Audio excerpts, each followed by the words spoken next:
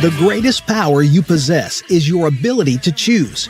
Join Lowe's Moore as he reveals how you can begin to maximize that power by exploring yourself on the deepest levels and committing to making lasting and positive changes. Get ready to achieve breakthroughs that will lead to accelerated growth and transformation, because you are now tuned in to The Blueprint. Why the actions contradict the lamb. I'm fellowshipping when I'm with the fam. That's more relations, that's foreign and foreign.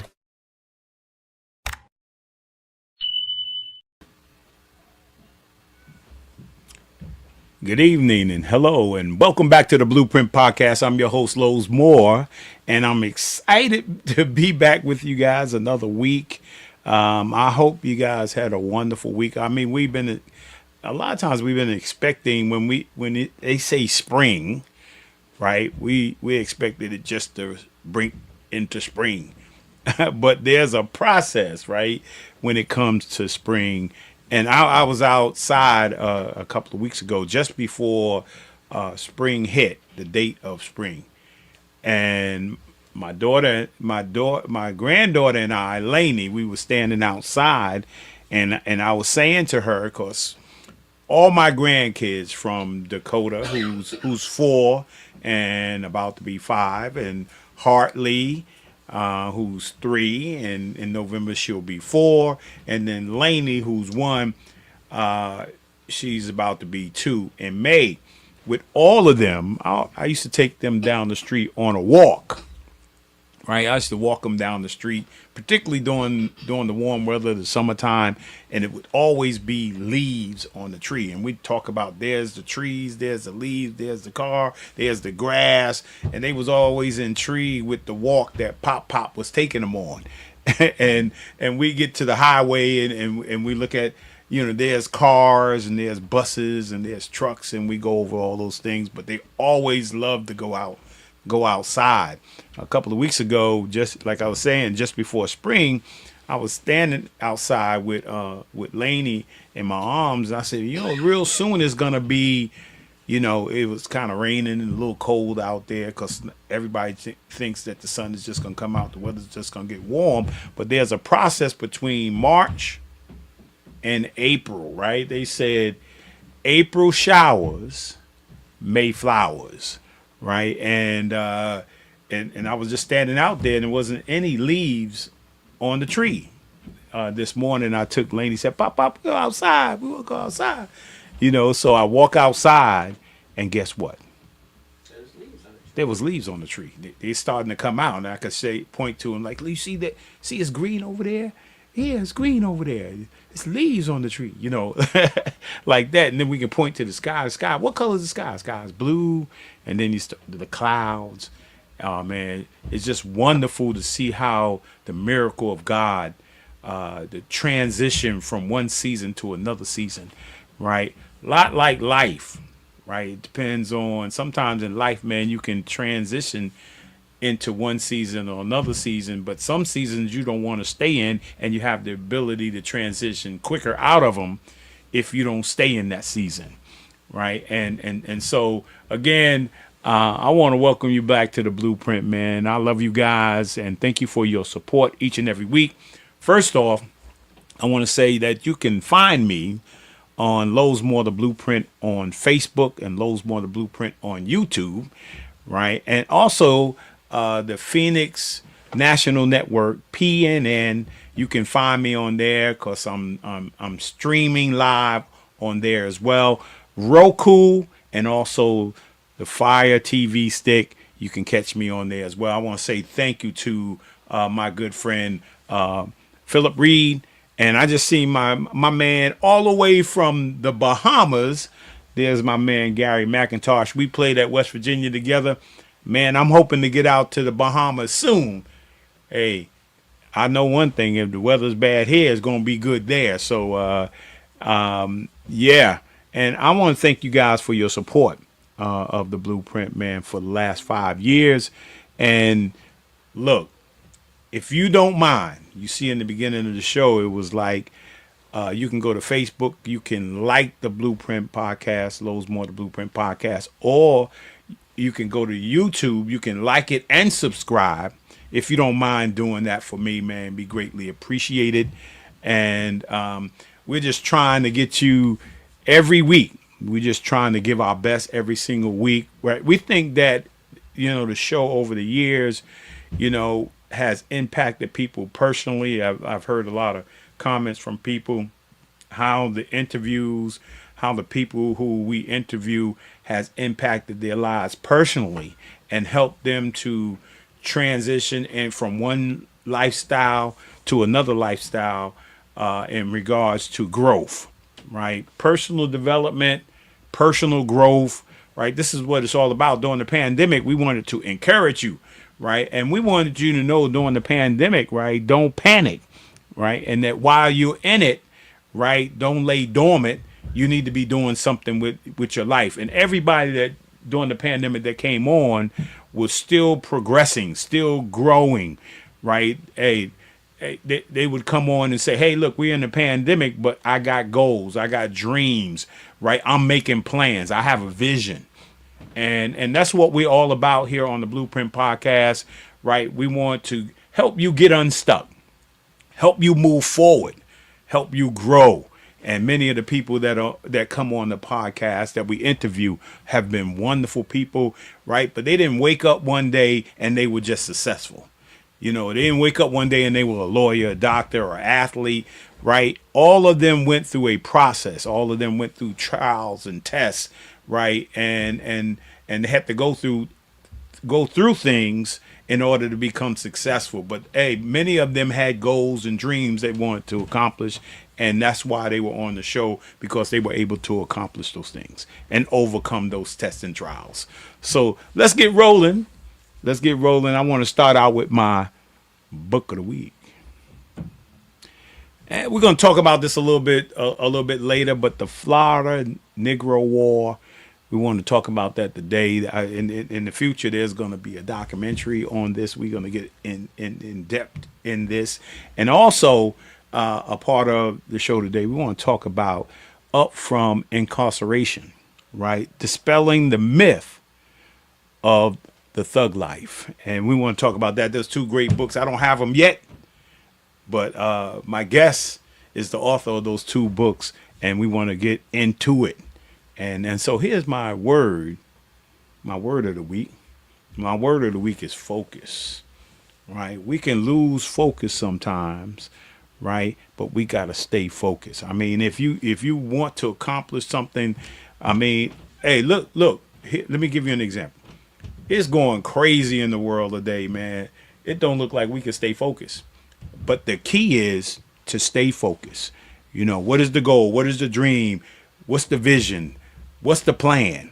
How to write that plan down. You got to stay focused, right? No matter what's going on around you, no matter what it seems like politically, no matter what's happening in your neighborhood, you just need to stay focused. And here's one of the keys to helping you stay focused, right? Is that if you got a relationship with God, right? Sometimes you can't do it by yourself, right? But you need God to help you stay focused. And so it's just awesome just to be able to, we moved around there. And make sure you stay focused in this time, man. Don't lose your focus, right? Don't lose your focus. So, and here's my Pierce Harper, right? My Pierce Harper affirmation moment, right? Here's the quote. It says, "Dirty water doesn't stop a plant from growing. So don't let negative words stop you from your progress." I like that one, right? That's a good one. Should I say it again? Yeah. Dirty water doesn't stop plants from growing. So don't let negative words stop your progress. Right? That's I like that one. That's an amen. Amen. And then here's my music and movie from I guess it's the soundtrack, right? From Selma, the movie Selma, Carmen and John Legend, Glory. Yeah. Yeah, you remember that back in the day when Losey used to sing that? Actually, He sang that in the with the acapella group. yeah, he did. He did Yeah, sing yeah, that he in the sang that. acapella group. And matter of fact, yesterday, my wife was at tea. Yeah, with the girls, they was all at tea, and we were. I'm trying to remember what we were watching, right? But all of a sudden, it just. Oh, we were watching my son Isaiah, our son Isaiah, play wheelchair basketball. Played wheelchair basketball yesterday. He was in a tournament in Richmond, Virginia. We were watching his team through live stream. He was streamed live from Richmond and watching the game. And right after, it was just kind of, we were all sitting around as a family. My wife was at the tea, but the grandkids was running around screaming, and my kids and son-in-law and all of us was in here, and we started looking at videos. Right, we started going to YouTube and looking at videos. We looked at videos for 4 hours, and then my oldest son, started showing us some videos when back in the day when he was doing acapella, when he was in high school, and all the people. This is crazy. All the people he were in school with in high school, and the people here in college, and we got a chance to see some of them on YouTube and video and seeing their success. Right, seeing their success, man. We remember when they were in high school, and now they just amazing and gifted people. And man, it's just powerful, right? Just powerful. To see young people grow up and fulfill their dreams, And so the movie is The Officer and a Gentleman, right? You remember that? Yeah. Right. Remember that we're going to talk a little bit. About Lou Gossett Jr. Right, we're gonna pay tribute to him, man. Don't you eyeball me, boy. That's my music and my movie of the week, and then here's my person of the week is the one and only Lou Gossett Jr. Yeah. Right, and I think the last time we seen him was then they do what's the movie he just did? They just did a remake of it. A movie that he just did. Color Purple. Color Purple. Yeah, remember he was portraying the father. Yeah. And I got the wonderful privilege through a good friend of mine, Steve Jacobs, right, to talk to Mr. Lou Gossett on the telephone. We talked for about 10 or 15 minutes. He was talking about some projects, right, that he was involved in, some things that he was connected to, and unfortunately, may he rest in peace. He passed away. But we're gonna talk. I'm sure we're gonna have a conversation about Mr. Lou Gossett Jr. Gossett Jr. This evening. So he is my person of the week, and we were talking about looking at those videos, but we can't forget that my son Losey. We call him Lowe's the Third, and he's gonna be back on the road soon. And he's in the play national tour from Broadway. Ain't Too Proud, The Life and Times of the Temptations. He's playing Eddie Kendricks, right? And they're back in action on April 23rd, and they're gonna be in Colorado. Is that again?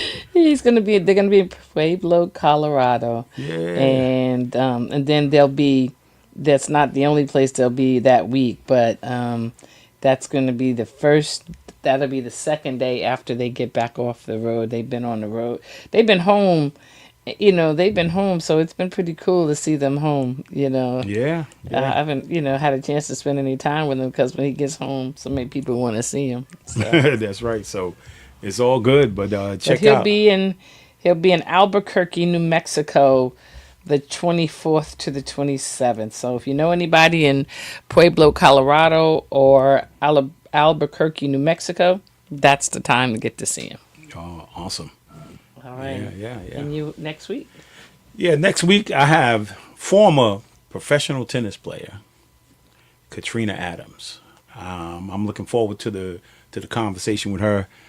She was a pretty good tennis player, both in high school, college, and in the pros. And I'm looking forward to the conversation. And she is now the junior. She's Harlem's junior tennis and education program executive director and president, right? And she's head of the Billie Jean King Foundation, and she's the first, right, the USTA president for about 4, 5, 6 years. She was, and during the USA Tennis in New York, you always see her standing there. She's giving out the award to the winners and losers of the. Oh, that's who that is. I didn't know. Okay. Yeah. So she's gonna be my guest on the 27th. I don't know who's the guest next week, but we're gonna have one, right? But she's scheduled for the 27th. I'm about to lock in this one for this week. So let's get ready. I don't know. So we getting ready to hit the second part of instead of March Madness, we're going into an April NBA marathon playoff starting next week. I mean that was crazy when you think about 4 through 8. I mean, literally the last game to determine who was going to get the 6th spot was played to overtime by the Clippers and Golden State, and unfortunately, because I'm a Golden State Warriors fan, unfortunately the Clippers won. But Kawhi Leonard is back, y'all. He's a problem. Yeah, he is a problem. And we not only just Warriors fans, but we are Knicks fans as well. Knicks fans, sure. So the Knicks are going to be in action against the Detroit Pistons starting next Saturday. Yeah, and we're hoping, man, because it's been over 40 years since the Knicks have won an NBA championship, man. Yeah, but if they lose, we'll be happy for Tobias. Yeah, we will be happy for Tobias. He should have been a Knick. Yeah. Right? He should have been down here with the Knicks helping us win over here, but he's playing with the Detroit Pistons right now. So, all right. I want to show this. Well, it's a little longer video. I want to show this first, and then I'm going to introduce my guests for this evening, because in April we got a bunch of birthdays coming up, but that'll be next week. Ready? Yeah, I'm ready. All right.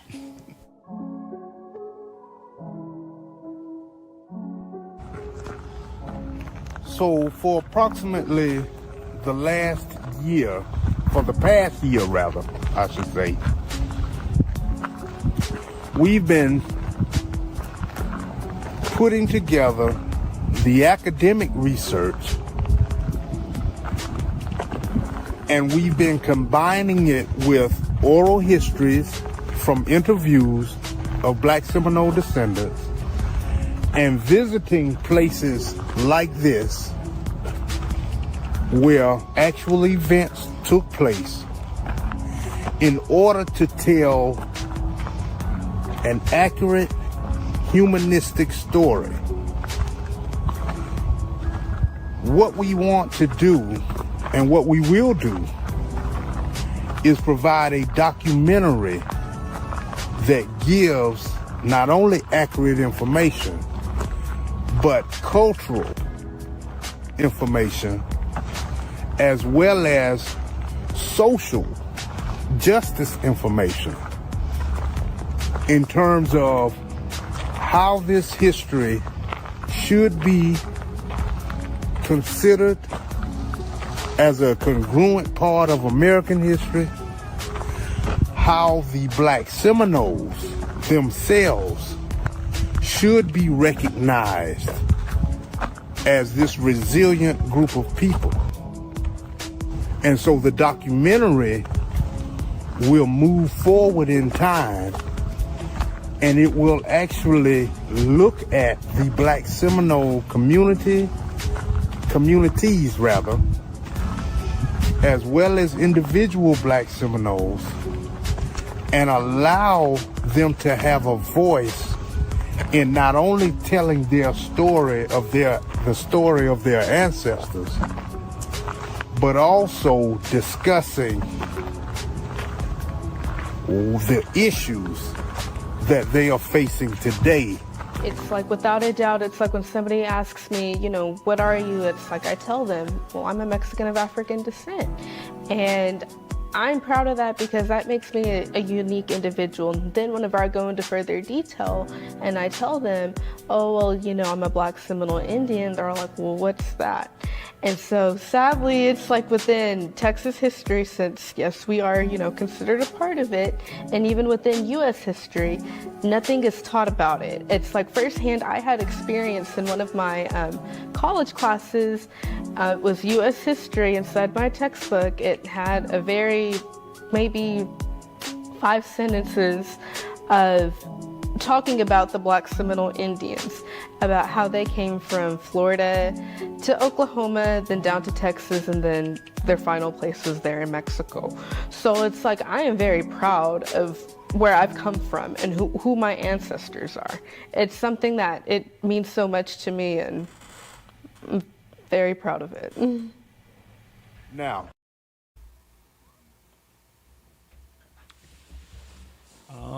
Let's welcome to the Blueprint Podcast my guest for this evening, Dr. Anthony Dixon. I think you're on mute there. yes, sir, I got it. Good Dr. evening. How we Dixon. doing, brother? I'm good, man. I'm good. Welcome to the Blueprint Podcast. Thank you for having me, brother. Yes, sir. I think this is important, and I'm excited about it. And so let's get rolling here. First of all, I don't know if you were able to watch a Blueprint podcast, but one of the things I start out with is how important it is for family, how important it is for faith, and how important it is for education. Can you talk to us a little bit about who you are, right? The importance of, mom and dad growing up, and their laying of a foundation of the importance of faith and education. Yes. Well, again, I'm Anthony Dixon. I'm originally from Fort Valley, Georgia. My father was a professor at Fort Valley State for about 44 years to be exact. My mother was a educator. She began as a school teacher, then she became a principal, and then she finished her professional career on the school board for a couple of years, for a couple of terms rather. And so education was always a strong part of my upbringing. Um, and so it was instilled in me early two basic things about education and a serious work habit, and work ethic. My father had a very, very serious work ethic. He would work, he would teach, um, he would be in the lab helping students because that was his main focus as a biology professor, was to get students to medical school or dental school. And then he would come home, and we lived out out in the country on almost about 5 acres. So he had a full acre garden, and Wow. he would come home and go right into that garden. And so being raised on that land and in my parents' household, um, it is what everybody grows, makes their own decisions, good and bad and things, but ultimately, solid foundations are where you come back to. Hopefully, you find your way back to those fundamental foundations that you grew up with. Uh, we would like to think everyone does, but they don't. But there's always that possibility. And so, um, my spiritual upbringing, I grew up in the church. I was an acolyte, and so as an adult, I became more spiritual than religious. Um, and so they're just principles that I believe. Some are Christian principles, some are Islamic, some of them are based in Afrocentric measures. And so all of those things are what I use to tie myself to the Creator and to do these positive things and recognize my purpose in life. You know. And so I think the main thing is understanding that I didn't do one thing that I accomplished on my own. You know, I truly believe in the concept that I am because we. Oh, looked like we lost Dr. Dixon for a moment. I'm sure we'll get him right back, but we want to continue to hear his story. He has a very powerful one, right? He has a very powerful story, and we need to hear it. But again, you're on the blueprint, and we bring good things, to you, and we're excited about having Dr. Dixon. I thought the story about the young girl, that was very interesting when she talked about how she was proud to be a Seminole, and that she was proud to be. I believe she said she was Mexican, right? Was it Mexican? She said that she was proud, and I thought that was pretty cool because there's certain things that you don't necessarily always know, right? So it's pretty awesome that sometimes you just look at a person from the outside and you just say, or that person's black, or that person's this, or that person's that. You don't necessarily know that there's different cultures behind those individuals. Right? Yeah, no, you don't know. We just assume it's just like I was at church. We got Dr. Dixon back, but we was at church and during the Ukraine war, right? I'm at a multicultural church, Pastor Glenn, and when the war broke out, Russia and Ukraine. We just assume we look up there and we see a person's black, a person's white, right? We don't really identify what the culture is, but his wife was from Ukraine, right? So you just look around and say, hey, that's a white person, but we don't know culturally what they are. So when the young lady says she was a black Seminole, I was like, like everybody else, like, okay, what was that? What's that? Well, we got Dr. Dixon back, and we'll get into some more. We'll talk a little bit about that later, but he was just getting ready to, you were talking about, your spiritual side. Yes. Yeah. And believing in that, everything that I have accomplished, I have because I am, because we are, therefore I am. And that I didn't get where I am today without my family, without my friends, and without my ancestors guiding me along the way as well. And so I think it's important for people to understand that whomever that is you call family, you hold on to those people, and they may come and go in your life in different periods of time, and they come and go for a different reason in a different season. But you understand that the basis of where you are headed is always with someone else on the journey. Yeah. And you are you only child? No, I am the third. Actually, I'm the youngest. I have two sisters. Um, Both of them went on to Spelman. One Yeah. of them. My wife is over here. She's smiling because her mother graduated from Spelman. Oh, okay. Yes, both of my sisters are Spelmanites. One of them runs a nonprofit for Black women with AIDS.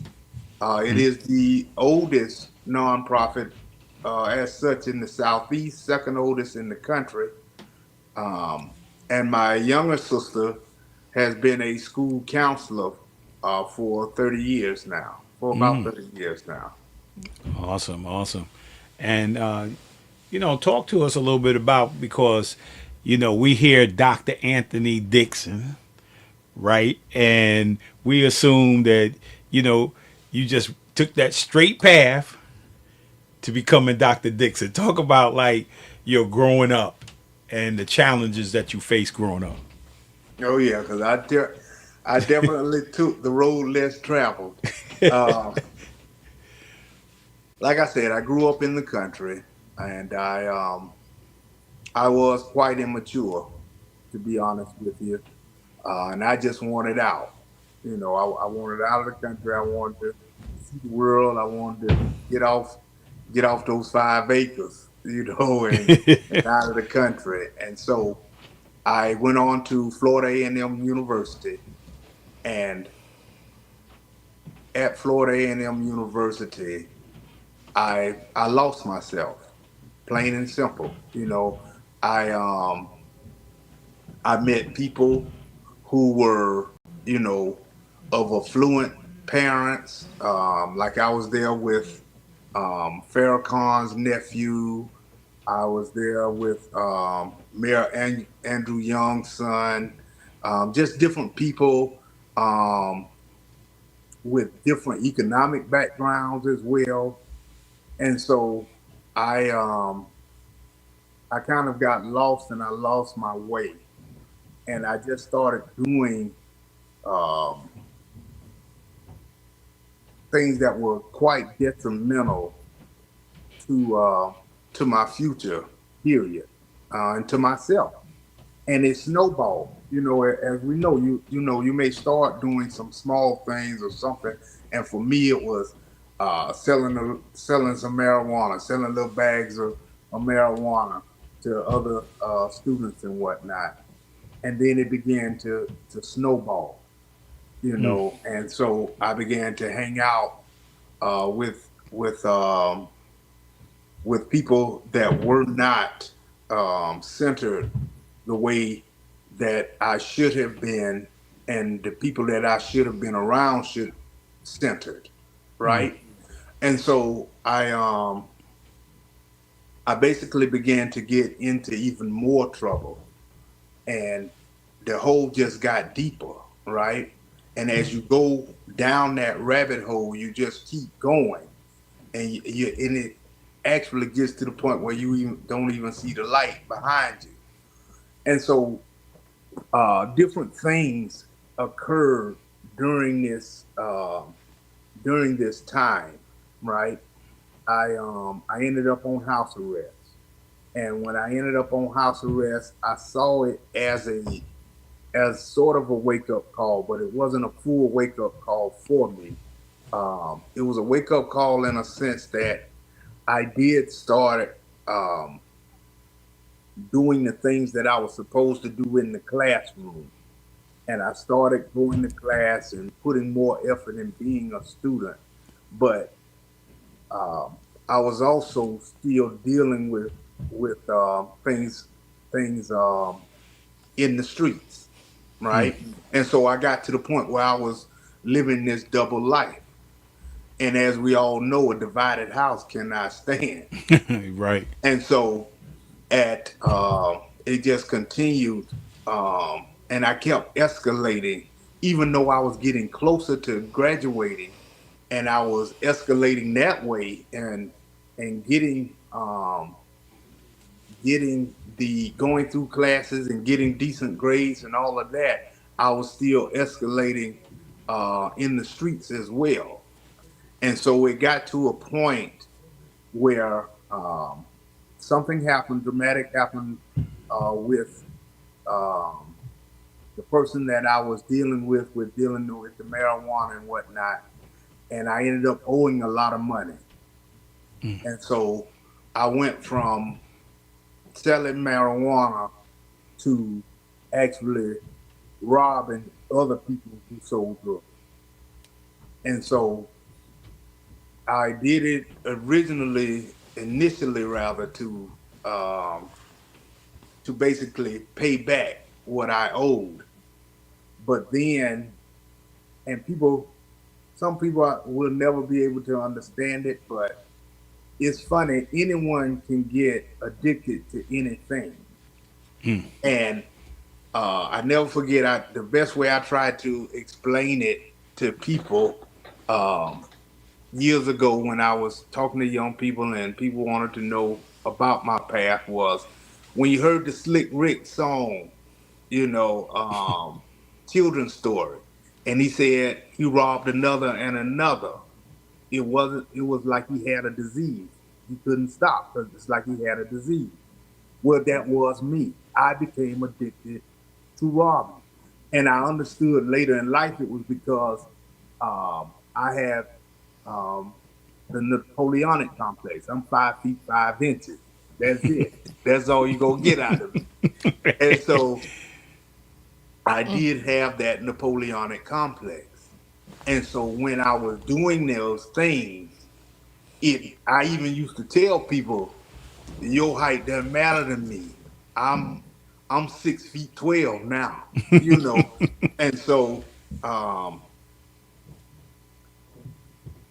like I said, a divided house cannot stand. And so just weeks actually months before I graduated from college, it all caught up with me. And basically I ended up watching my college graduation from the county jail. And so I went from Florida A&M University, doing 5 years at Florida A&M University, getting a Bachelor of Science degree in history and minor in African American studies, to 5.5 years in the Florida Department of Corrections. And so in that time, that's when I learned the most about life and myself in those 5.5 years. You know, so it was I tell people all the time, yeah, I got two PhDs. You know, I got PhD in the street and life, and I got a PhD in academics. And so I had one professor who knew my father. He also went to Fort Valley State, so he knew my father, and they were fraternity brothers. And I even had some classes from him. And so he would stay in contact with me. I would write him. He would write back. He would tell me what books. I would get the books, read all the books, read the books I should have read when I was in college, to strengthen myself, to get ready, you know. And so I was given the opportunity. I was given the opportunity to get back in school. And so I had to things had changed though, and so I was no longer qualified the old way. The only way I could get back in grad school was the hardest way for minorities, which was the GRE exam. And so I took it the first time just before I left work release, and I missed it by about 30 points.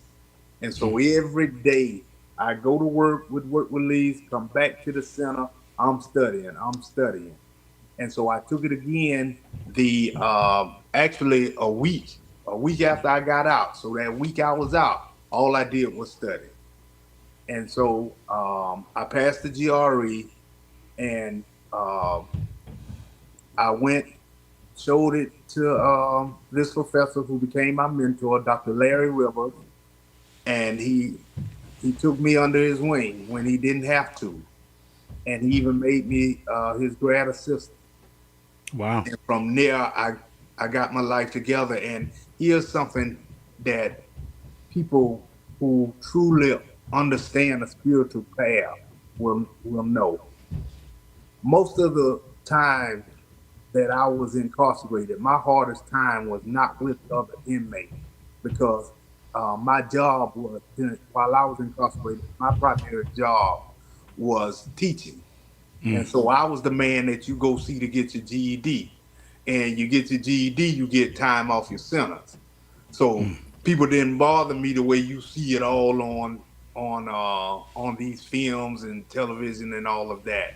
Um, my hardest problem came from officers, right? Wow. And I'm just gonna tell it like it TI is. It came from white officers. you know. And so I was placed in the hole one time. I was falsely accused of something, and I was placed in the box. I was in the hole, in confinement.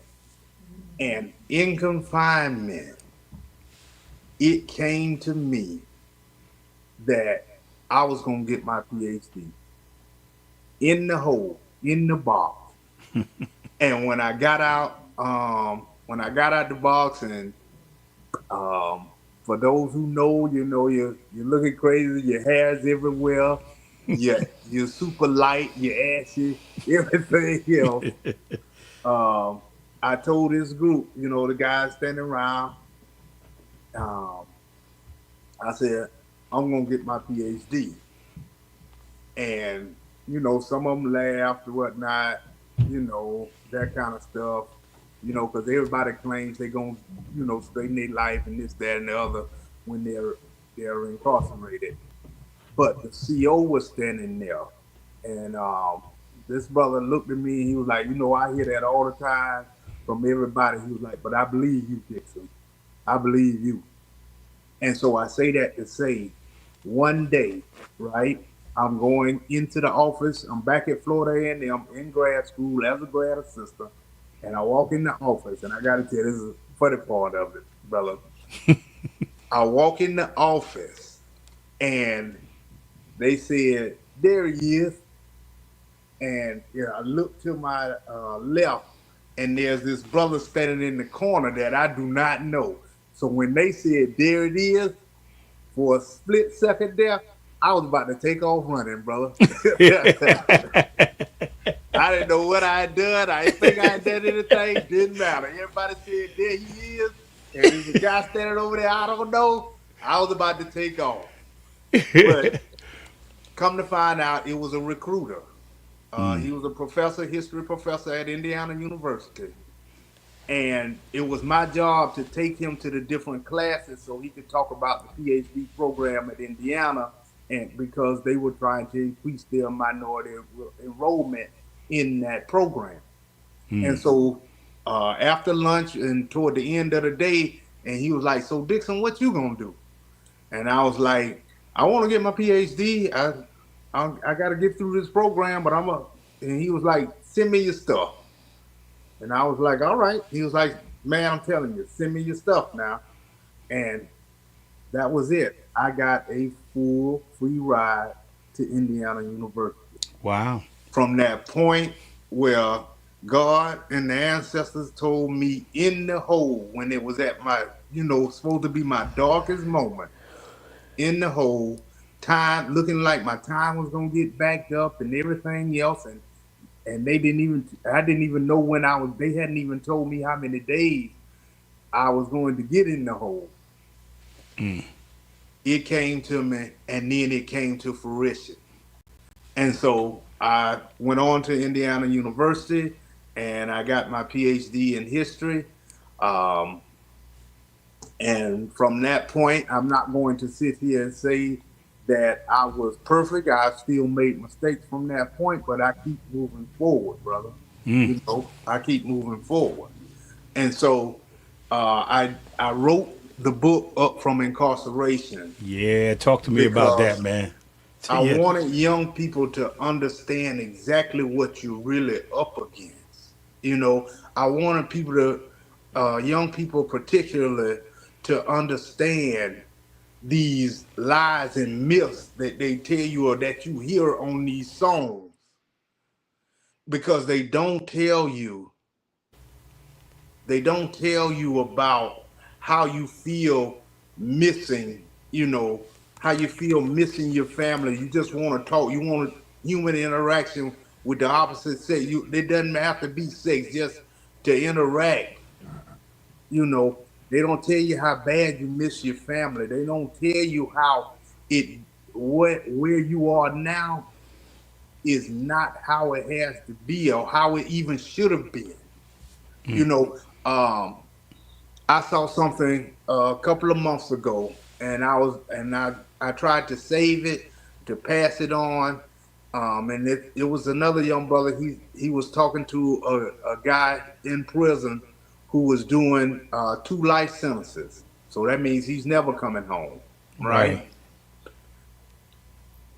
He said if he had the chance, he would flip burgers at McDonald's for the rest of his life than what he's doing for the rest of his life. That if he had the chance, and that's the thing I want young people to understand, that don't listen to anybody that comes out of prison with the foolishness, because the whole time they were in, and the ones that they left behind would give just about anything to be in your place and be where you are.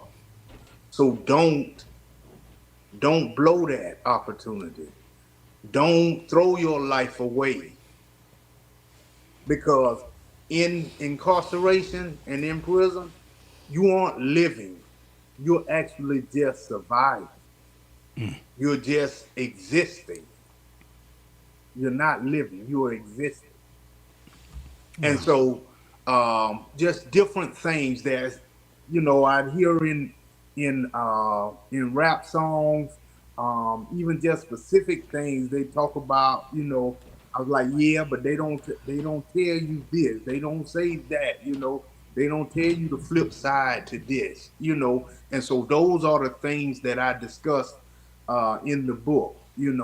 Those myths, they tell you this. Oh yeah, I did. I got all this fast money, and it was all gone. It was all gone. Um, One time when I did, I left and I surprised my mother. When I got off house arrest, I surprised my mother. While I was gone, somebody broke in the house, took everything we had, and that's what put me in the hole and put me on the road to rob, right? And then from there, even then, when I was robbing, I was amassing all of these guns. And so I got the bright idea that I was going to start selling guns. So I went to Atlanta because at that time you can get guns in Florida real cheap. You can sell them in Atlanta 4, 5 times what you get them for in Florida. And so at that point, when I said I was going to start doing that, God said that was enough. That's enough. And so I explained that to him as well, that you think you're progressing when you aren't. What I was really doing was digging that deeper hole, because at that point, I wasn't even looking at state anymore. I was looking at mandatory fed time. And so I just discussed how much better I felt and how much better it really is. And one of the things that I always talk about, and I still talk about today, is that feeling, right? The feeling that I got when I accomplished those goals that I set, the feeling that I got when I accomplished getting the master's, when I got my Ph.D., when my book that we're discussing Florida's Negro War, when that book became an Amazon bestseller, all of those things I know no one can take from me, but it's the feeling of accomplishment. Nothing I ever bought, not one car I bought, not one piece of jewelry I bought, not one article of clothing I bought came close to the feeling that I got when I accomplished those goals. And so those are the things that I discuss in the book. Wow. And so we were discussing earlier, what's your thoughts on how, I know the book is going to be beneficial. So, getting a book in the hands of some of these young men. One of the other problems, one of the main reasons that, for me personally, was dealing with illiteracy. Yes. That's how, in order for me to actually achieve any success, I had to learn how to read. And I became aware that I was reading at a 7th grade level when I was in 9th grade. and one of my mentors took the place of my mom with my counselor, and they were not looking at me going to college. And when he said Lowe's is planning on going to college, man, then they pulled out my file, and then they discussed with me what grade level I was actually reading on. And so for me, that was the thing that clicked in terms of, in order to achieve that dream or whatever goals I had to accomplish, I had to deal with the obstacle. And the obstacle was being illiterate, right? And learning to read and comprehend and the ability to take tests became important to me. And not only did the school was helpful, but also the teachers that volunteered at the boys club back then helped propel me to my future. And so what in currently we're having problems, and we were having a little discussion. Currently we're still having problems with young men in terms of the pipeline from the community to the jail. Right. So what would be some your thoughts on some solutions that we could tell me some solutions.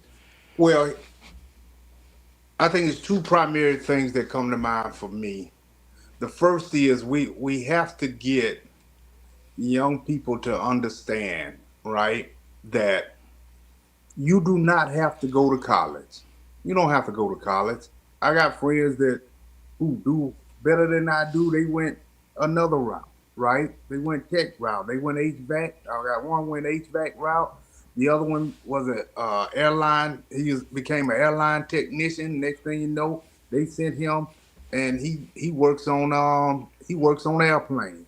Has worked for Delta. Now he works at the Air Force Base. You know, and so college is not for everybody. You don't have to go to college, but in this country, you do have to have a skill. And whether you go to college or acquire a skill, in order to do it, the basics is reading and literacy. You have to. It just has to become a fact of life for you. Some things, everybody doesn't like to clean their house and scrub the floors and do all of that, but it's a fact of life, right? You got to scrub that toilet, clean that toilet. You got to clean the tub out. It's a fact of life. And reading has to be the same thing, right? And so that's the first thing, right? And so that you do have to have a skill, and it starts with being literate. Now, the second thing is, right, you have to understand that your life is truly not just the thing of choices. Choices is at the root, but you have to prepare. Nothing happens overnight. You have to prepare. You have to choose certain things, because if you don't, certain things will choose you. That simply is the way it is. That's the way it is in this country, and that's the way it is in life. And so I want young people to understand that you live in a time. Young people live in the greatest time, because you can make a living just doing just about anything you want. I never forget when I was teaching at Bethune-Cookman, right? EA Sports came to Bethune-Cookman to this young brother's to his dorm, found him in his dorm because he had beaten so many games, logged in so many hours, beaten so many games. They came to his dorm, found him, and offered him a position.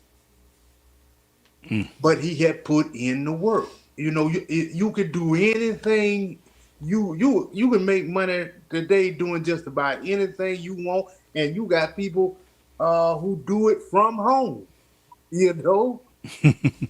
But you still have to have that work ethic. You got to put in the work, and so I try to let young people know that you are living in the greatest times, but you still have to have that work ethic, and you have to have these basic things. And that most basic skill is that reading and comprehension. You know, you have to have it. It's part of life. You know, I haven't read a nonfiction book in I don't know how long. You know, because I read for work or whatever I'm doing, you know. But for me, it's just I've accepted it as a part of life. Yeah. And Yeah. so I think if young people can come to that realization that I can do whatever I want, I just got to put in the work, and I got to do these basic things because I got to build some skill. Everything will be fine. And you just can't get distracted, and you can't believe that anything and everything is going to be microwave, you know, overnight. Right now, it takes time. You have to build. If you want it to last, it's going to have to build, and you have to take that time Yeah. and Those are. put in that effort. Yeah. Those are good nuggets. Yeah. I used to say all the time when people give my grandfather, he said, "Come here, boy.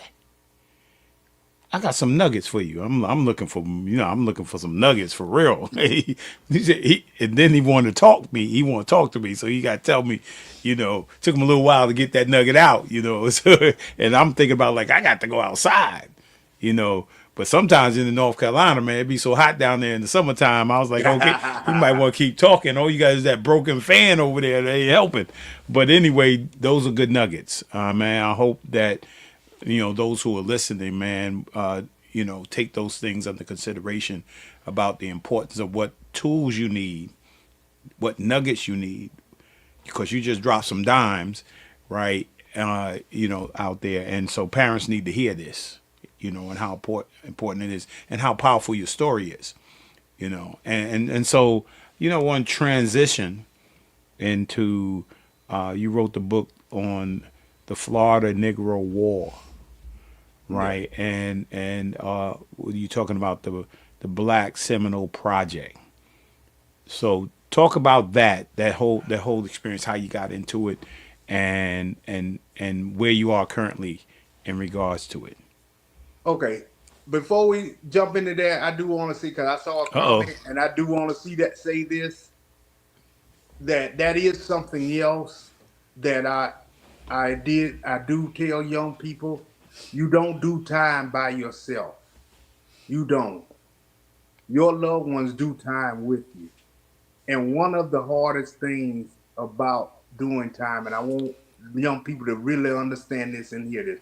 One of the hardest things for me when I was doing time was to see what it was doing to my mother.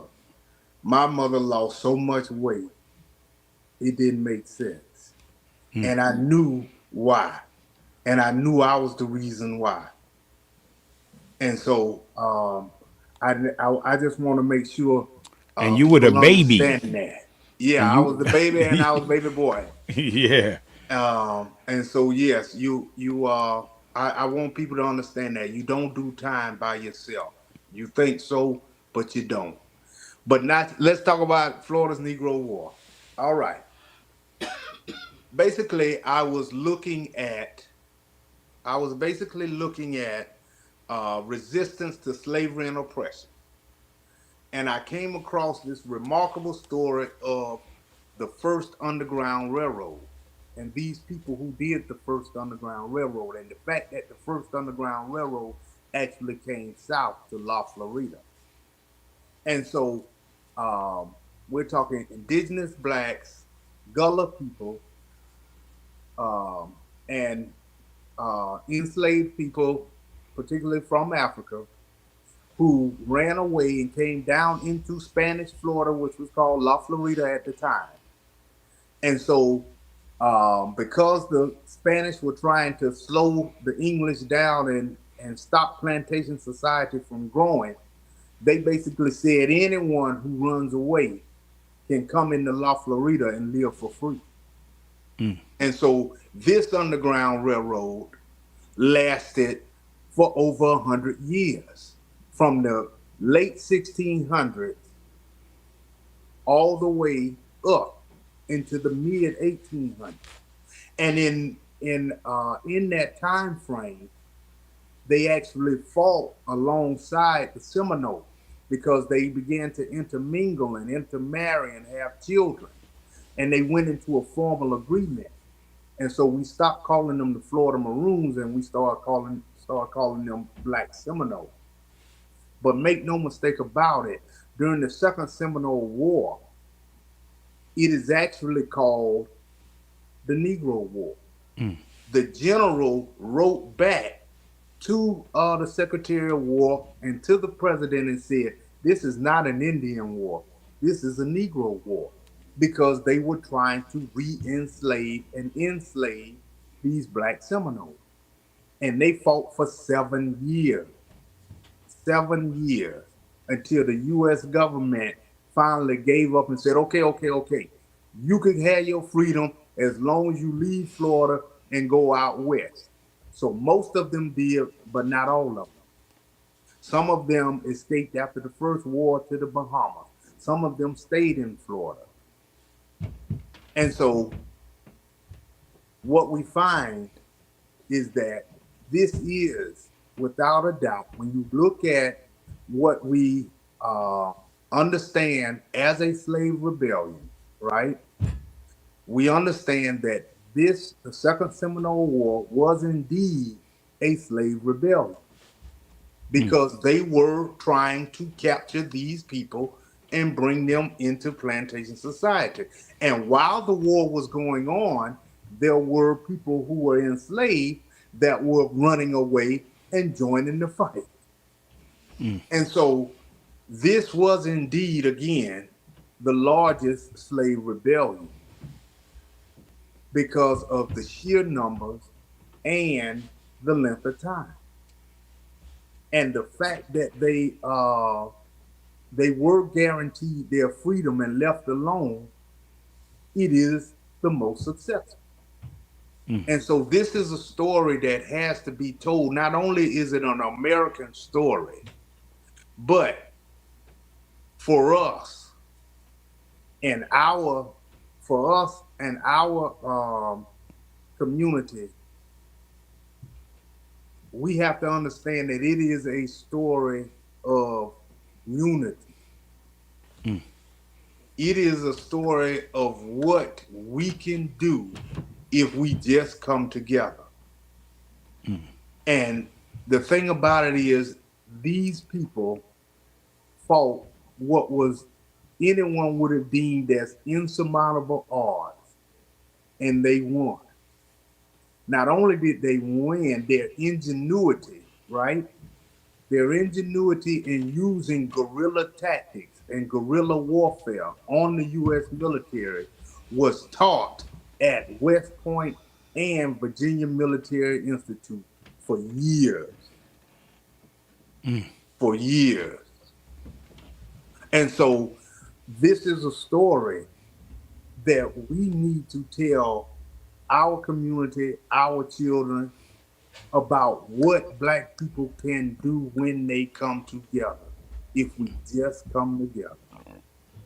And it is also a story that we must tell to be placed properly in the annals of American history. Wow. Yeah, that's powerful. I want to go back to I want you to strengthen that part of strategies, the importance of coming together, right? Currently today, in spite of all that's going on, and strategies that was used then that could be used now, not from the military side of it, but just community. Yeah, just how powerful it is for community to come together. Okay. Um, let's look at how that community was fostered and built and was able to become powerful enough to to gain their And freedom, let me say this right? before you finish, Don. Mm-hmm. Because every time, because you're making a point here of something that was successful, but it seemed like every time we, as a culture, right? Because you can go back to segregation, Mm-hmm. right? And we were had our own stores, own businesses, own ball teams. We had all those things, and then all of a sudden, integration happened, right? And then you can even look at the Tulsa, you know, in terms of Black Wall Street, because every time we try to come together, right, it just seems Right. like something keeps us or brings us apart. So go ahead, All right. because we need to come together. That's the whole. Well, that's the thing about it, right? Within our community, right? And I'm talking about blacks, period. The whole African diaspora, right? Whether you blacks in London, blacks in Nigeria, blacks here in America, blacks in Trinidad, right? Our lack of unity is our greatest nemesis. That is our number one problem, and the world knows it, right? And so, what we have to understand is we have to look at those successful things that we were able to accomplish when we were able to accomplish them as a unit and together, right? And I'm going to just give a couple of examples. Ones you mentioned. Let's start with the Black Seminoles, right? The Black Seminoles had certain rules, right? When this is a good example. When a person runs away or absconds from the plantation, right, and they come into that Black Seminole village, right, they are immediately tested and put to work, right, because building your own is harder work.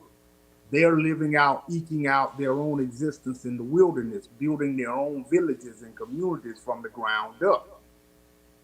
And so it's a harder life, but it's freedom. It's your life, you know? And so there were those who couldn't stand it and they actually went back to the plantation, right? But they go back, they're going to be beaten, they're going to be tortured and everything else till they tell where that village is, right?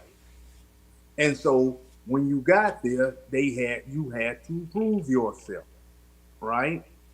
You had to show, you know, that you were committed. And that's a tactic we also need to use today, right? Show your commitment to the community because your commitment to the community actually solidifies and brings in um, that foundation in which we can continue to build. Because when people see your commitment, it commits them, and we strengthen our unity that way. Now, the second thing, and it kind of still leans on commitment, right? During the civil rights movement, right? Let's look at the Montgomery bus boycott. That boycott lasted a full year. You know, it didn't happen over a hot week or month. It lasted a little over a year, actually, where people were doing the personal sacrifice of not getting on that bus, right? But other people were willing to give them a ride. They were having places where you can come to this spot and catch a ride and we'll take you to work. Just don't get on that bus, you know? And so that again is that commitment, right? You know, people were willing to be committed to not getting on that bus, but they got to keep that job. So that again, it calls for you to step up and your commitment. You have a car, okay, well then give them a ride. It's that commitment, right? And so it's going to take that, right? It's going to take us to drop that mental foolishness that everything that we do is substandard when there are so many of the primary patterns in this country belong to African Americans or Afro Caribbean people or black people, period. So many refrigeration, right? All of these things that have become basic staples in our lives rather, was actually created by us, you know? And so we have to throw off that mental that we everything we do is substandard and we can't do this. We are all we need. We always have been. We are all we need. We just have to have that commitment, right? And Yeah. so understanding, right, that we can survive, we can do these things, right? Now, I will say this about integration, right? We understand in hindsight that we were not willing or we were not ready to integrate. Integration on the long run was not the best for us, right? But at that point in the late 1940s, early 1950s, and they actually did have a convention at Howard University that discussed that. Do we want to fight for integration or do we want to fight to make things equal? But the thing about it was two things there, right? The fight to make things equal was only at that point theoretical because the practical application of the law was that whites were still doing what they wanted, right? Because a law is only good as it is enforced. The second thing was going that route, right, meant that they would have to sacrifice another generation. And they weren't willing to sacrifice another generation. So it was a hard choice to make. It wasn't an easy choice to integrate. It was a hard choice. And so now that we know there are things, right, that are forcing us. They're forcing us, right? They got rid of affirmative action, right? I'll give you a prime example. They got rid of affirmative action. All of these schools jumped right on it. Well, when it first happened, I said there is a silver lining. The silver lining is HBCUs should be on the rise. They should start preparing now. Get your infrastructure in place now. Right now, they have so many HBCUs that are having record-breaking applications right now because that forced. It is forcing us to rely on each other. And that's not a bad thing because, again, we really are all we need. And so whether we are being forced to do it or we take it by choice, we have to start relying on each other. We have to start having a commitment to each other. And we have to let unity be the word of the day. And it even starts with the basic stuff of how we even talk to each other. Wow. Yeah. And so what we have done is we've created the Black Seminole Project, right? The Black Seminole Project is two things. It's a documentary. Documentary is called Freedom Seekers. And we basically tell the story of the Black Seminoles, but we also look at the five major communities, Black Seminoles in their five major communities, which is Florida, Bahamas, Oklahoma, Mexico, and Texas. And we look at the issues that they're facing today as well.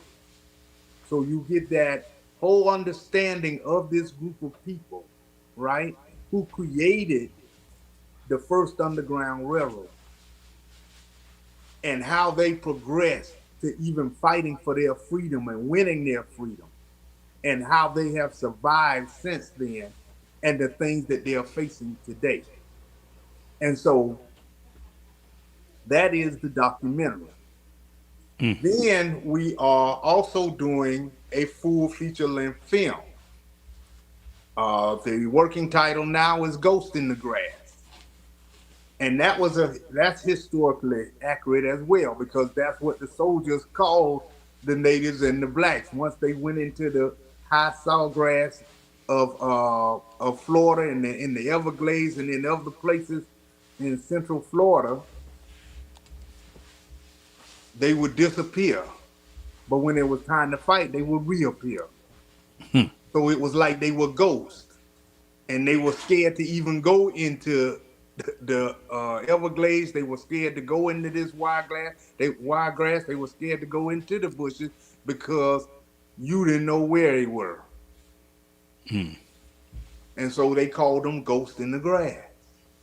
Wow. And so that is the full feature length film based on the book, and I have just as much admiration for him as you do, brother, because Louis Gossett Jr.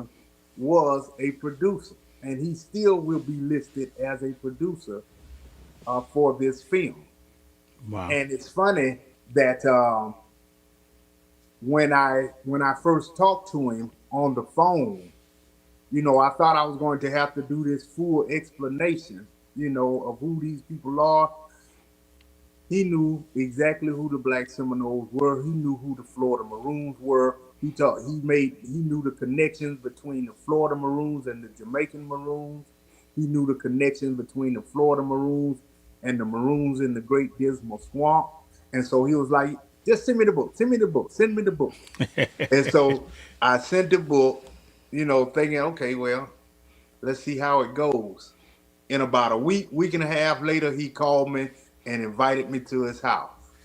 And we went from there. And Wow. we started working on the film. Wow. That's good. That's good. Yeah.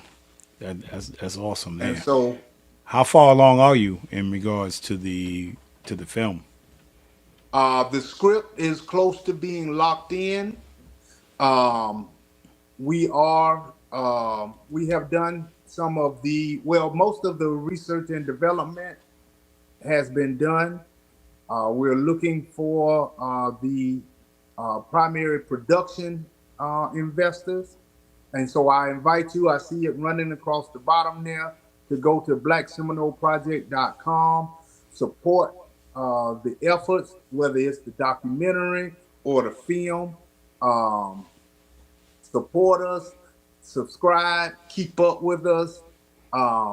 You get a chance to even talk to Black Seminoles as they tell you their own story, because that's the main thing that we want to make sure with the Freedom Seekers documentary, that not people like me and the quote unquote the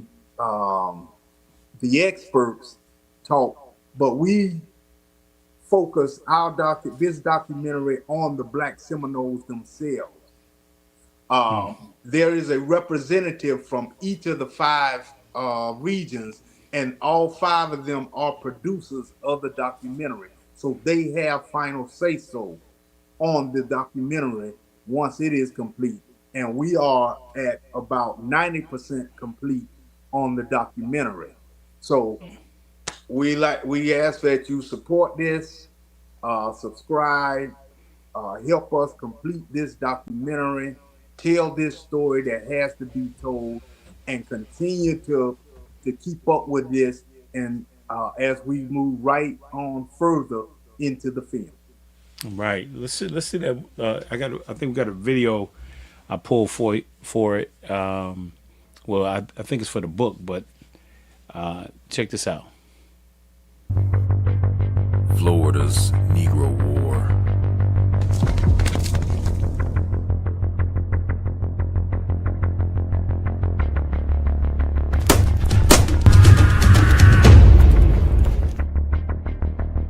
Florida's Negro War is a book written by Dr. Anthony Dixon about the second war the Seminole Indians had with the United States. And this is why this book is important to you. We just call it the Second Seminole War, but I call it the Black Indian Rebellion because that's what it was. Over 1,000 blacks from Northeast Florida, from Central Florida and South Florida came together to fight in what became a fierce 7-year war. Florida's Negro War is a historical account about one of the most impactful events to have taken place in American history. A story of resilience, the fight for freedom, survival, and legacy. Florida's Negro War, available for purchase now. Get your copy today. Click the button to buy now.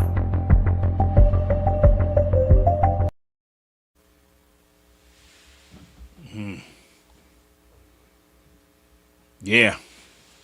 I thought I had to show that one. Okay. Yeah, man. That's good, man. Hey, babe, you have any thoughts? Cause her father, man. I mean, if we when we think about our kids, right? And and we've been married. We're going on 42, 43, 43. 42. You I wasn't gonna rescue you. I was gonna see what. Well, I know it was in the 40s, so heading toward the 50s. But her father was instrumental in regards to our kids, in regards to Black history. Growing up, so he would have. I mean, he would have jumped all over. I mean, with Dr. Sproul and Dr. Dixon. He would have been like, oh man, he would have been eating it up. He would have had your book, right? Oh no, the book, he would have had it, and he would have had 100 notes in it. yeah. So underlined with little work statements in the comments and the little space section. All down the side. Yeah. That's how he was. He didn't leave no book unturned.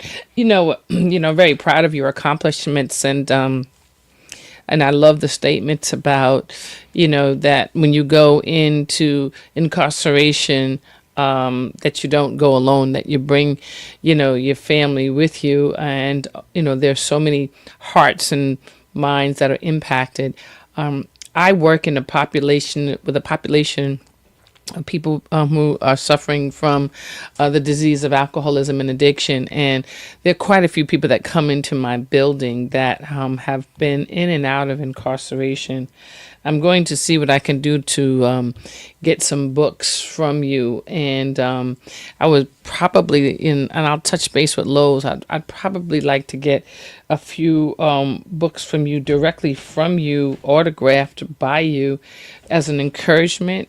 And then I'm going to bring them back and disperse them to some of my staff and say, when you have somebody that you really feel is on the right track and needs something like that, give them this book, So I really think it's important that, that we let people know that there's hope. One of the things that we used to say that sometimes you can bring a person out of the prison, but it's hard to bring the prison out of the person. And the longer that they've been in there, the more acculturated they've become into that lifestyle. And which is why so many people go back, because it is a different kind of mindset.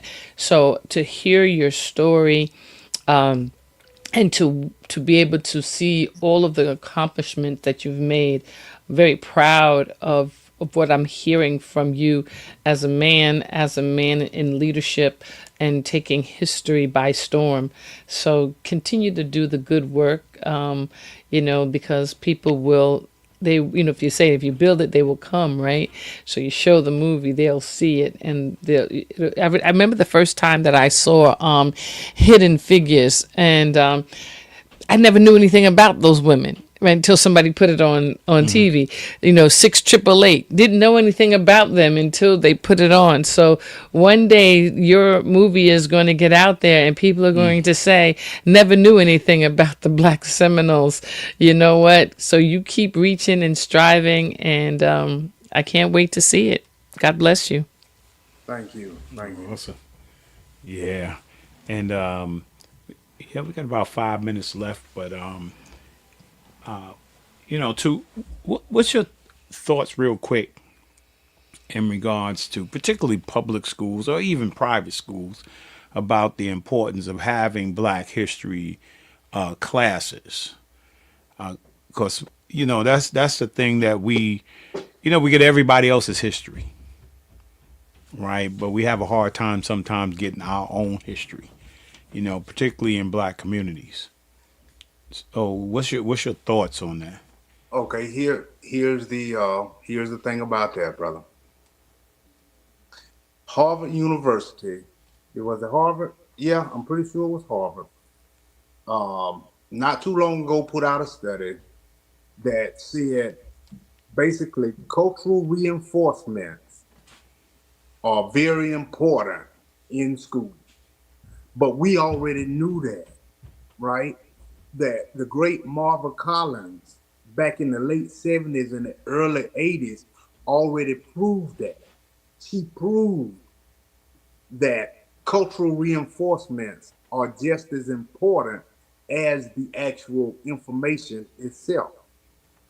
And so we have to have African American history and culture in those schools in order to ensure that our students are doing their very best. And we can see the direct backlash of it, right? Because so much cultural reinforcement of white American culture is in the schools. Our children have, and people, some adults, have gotten to the point where we say where they say rather, being educated is like being white, you see? And it's because the school system is so inundated and so full of white American cultural reinforcement. So we have to have Black history, Black culture. We have to continue to show the contribution of Blacks to this country, the culture, in order to ensure that our children have those cultural reinforcements, because the great Marva Collins proved it, and that was the one for me, not Harvard, but Sister Collins, that these cultural reinforcements are just as important. And we can't have our children thinking that being educated means being white, because they're going to continue to resist education then. Well, Dr. Jawanza Kunjufu said to be popular or smart, right? And that was the same thing, the same concept that he brought to the table. But here's the deal, and this is my belief to it, and that's simply this, right? You can take it out of the school, but you can't take it out of us. Right? Well, that's the thing. We should be teaching it. We should be teaching it regardless of whether somebody else is teaching it. We are educated enough to teach ourselves and our children about the history without having to depend on somebody else to do it for us. You are 1,000% correct. I believe it's twofold. It is twofold, sister. The first is we do have to continue to push it in the schools, though, because we need the others to understand what a true diverse society looks like, right?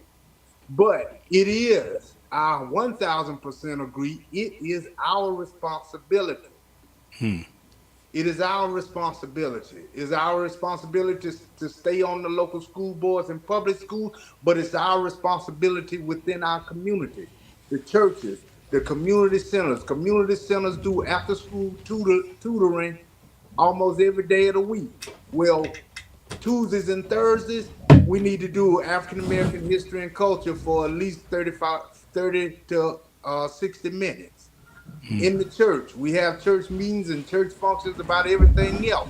We need to have church meeting, church function in which Black history and culture is taught.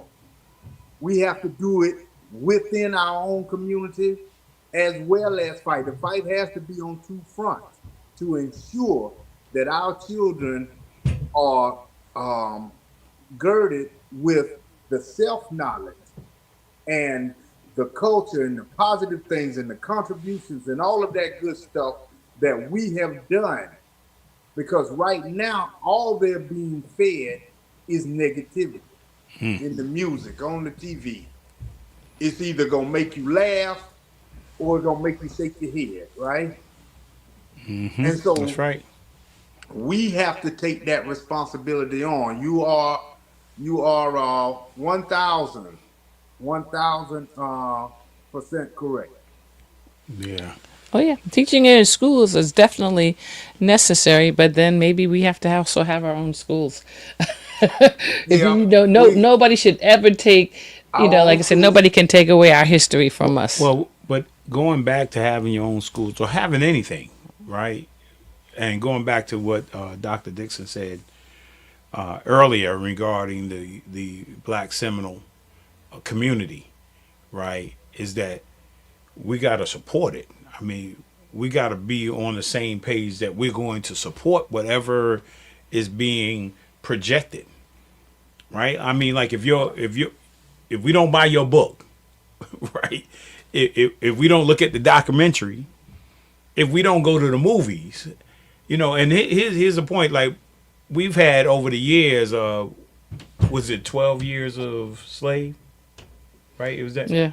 Right. All the movies that have come out over the years, right? That, and I'm a movie goer. My wife knows that, and then she's going to these particular movies with me, right? And she will attest that it was less of us in the movie than other cultures, right? So if we don't support it, right, then we're back to the same. We're back to the same thing. We have to want to know about our culture.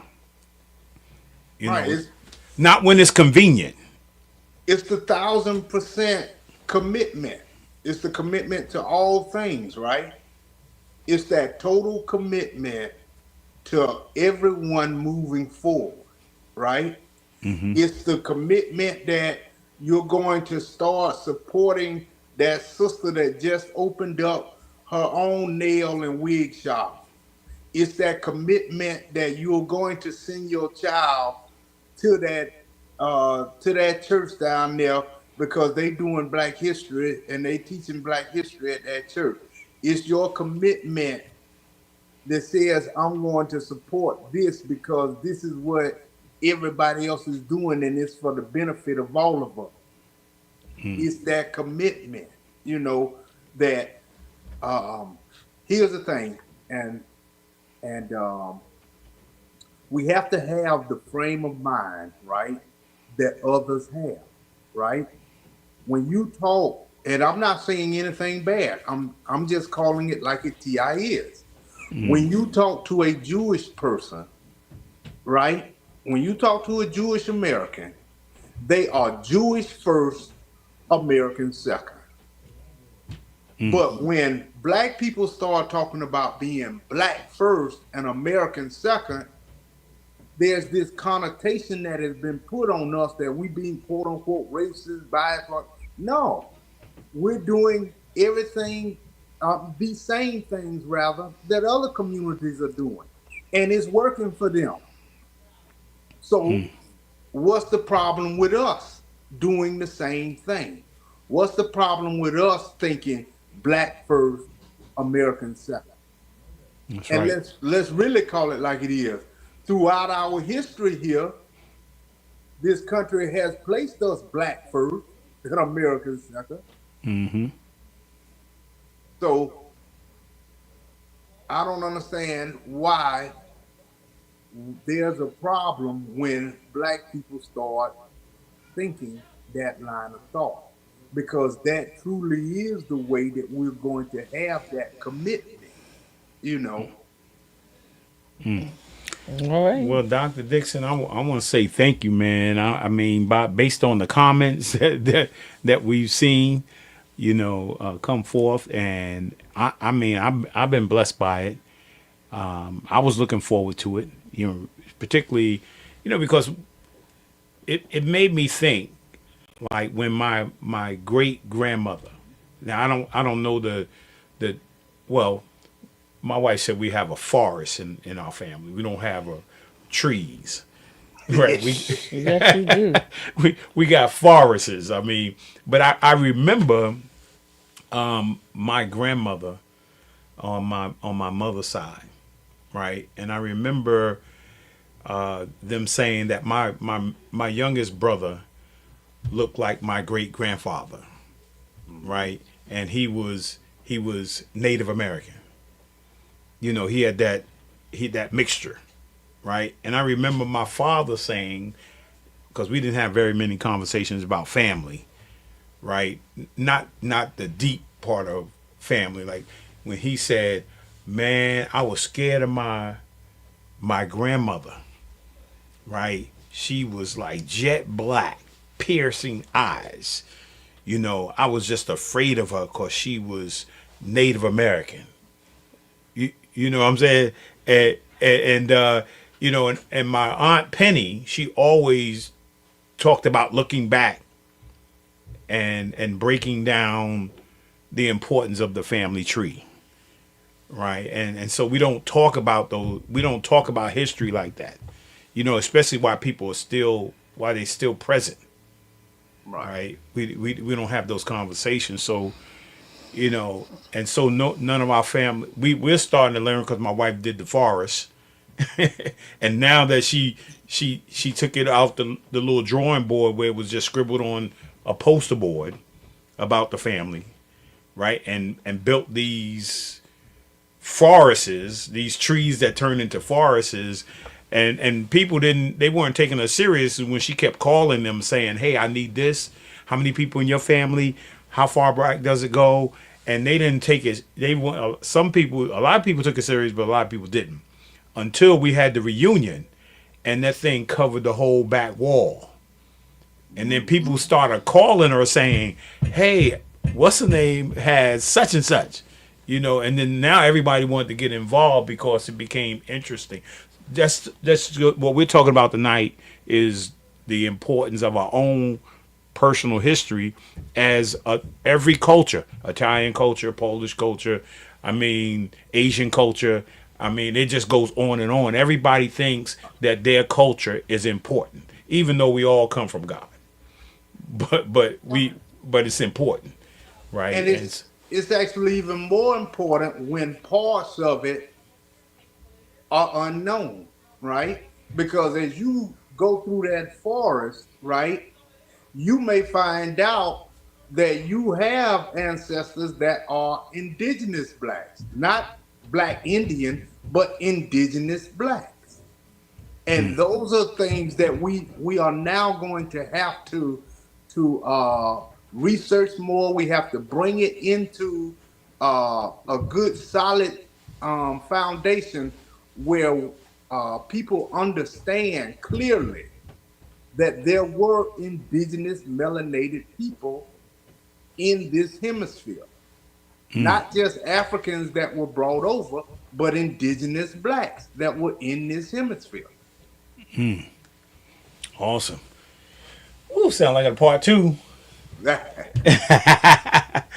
So, Dr. Dixon, I want to say thank you for what I do, so I'll come back. So I want to thank you for taking time out your busy schedule, man. This when Steve Jacobs was talking about you and hey, man, and we had the conversation. I was like, man, that's very interesting. This is all interesting. I got I got inspired, and I want to, have you on. And I want to say thank you for agreeing to come on, man. I don't know about you, Trees. You learned a lot. I learned a lot. Absolutely. Yeah, I learned a lot. I always come with learning. Yeah, and your father's, he definitely turning over in his grave. He like, oh, no, he ain't turning over. He jumping up and down talking about, get it. Get that book. Read it for me. So, again, thank you, man. I appreciate you coming on. I'm about to close out here, and just hold on for a moment. So I want to say thank you to each and every one of you who supported tonight, who joined us tonight. And, it's going to be on. What's your word, Bay? What's your word? In perpetuity. In perpetuity. It's in perpetuity. Come around this way, and we're doing this for the future, right? We got the little future here. Oh, here we go. We got to do this for the future, right? For the future, they got to make sure they get the book, get the movie, right, and know who Dr. Dixon is. So thank you guys for joining me tonight, and thank you to all those who support the Blueprint Podcast, and thank you for all those who will see this, right, because it's on Lowe's More the Blueprint on Facebook and Lowe's More the Blueprint on YouTube. Look, God bless you, and again I say thank you, and I say this every week. Don't forget 2 weeks from now, right, we have Katrina Adams, professional tennis player now, entrepreneur, global speaker, used to be the president of the USTA tennis program, and now the Harlem program, education and tennis program down in Harlem, and she's the executive director and president.